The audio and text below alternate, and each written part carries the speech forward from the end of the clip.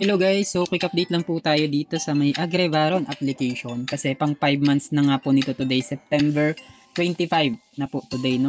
So April 25 po ito nag-launch itong Agrevaron application, kaya try natin mag-withdraw ngayon kung still paying pa ba itong Agrevaron, na check natin kung pwede pa ba mag-invest dito sa may Agrevaron. So yan meron tayong chicken dyan, no? Then na-harvest ko na yung kagabi, every midnight kasi nag-harvest tayo. So pag hinarvest natin yung click lang natin to pag natapos na yung time, no? So, para makapag-withdraw dito, ibaback nyo na dun sa may homepage. Ayan. Pag na-route na kayo dito nyo makikita yung exchange code, customer service, withdraw, and then recharge. Ayan. Click natin tong withdraw mga lods. Ay, bago pala yun mga lods, no?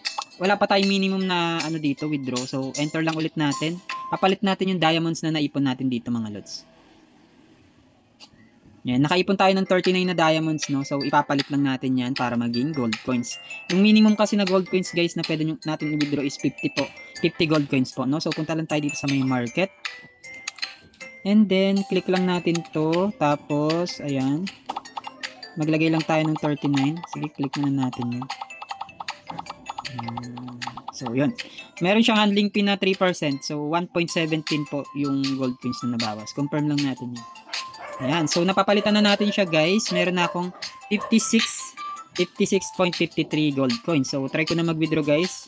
Yung minimum lang na 50. Baka lang ulit natin. Click natin itong withdraw.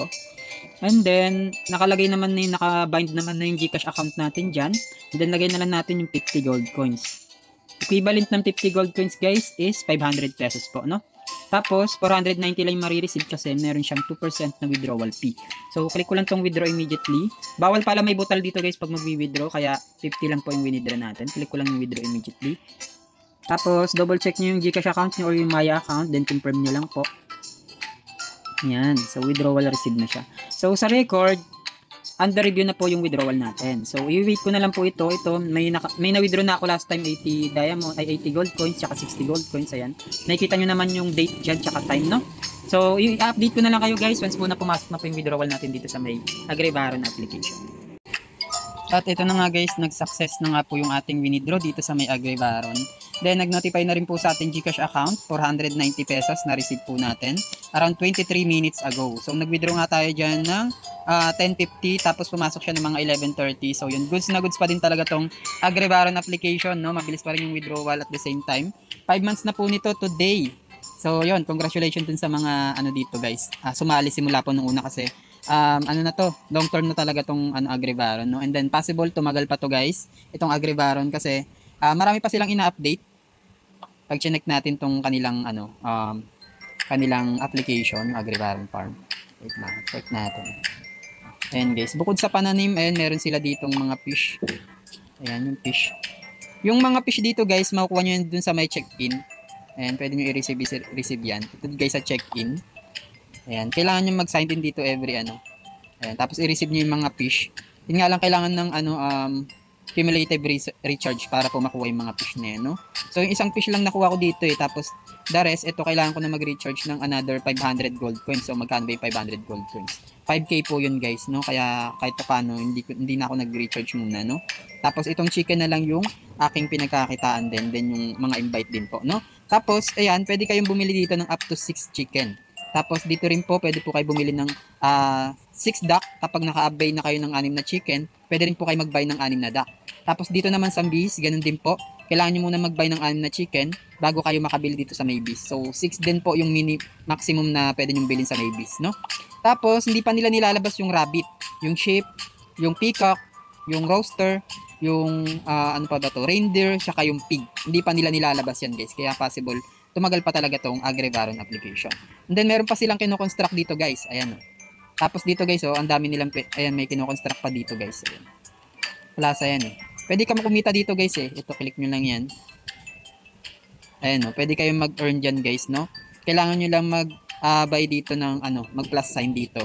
Tapos ibabay nyo yan, syempre. Magre-rent kayo dyan. Isang ganyan, guys, isang machine, nagkakalaga po ng 300 gold coins. So, magkano yung 300 gold coins? 3,000 pesos po yun, guys, no? So, yun.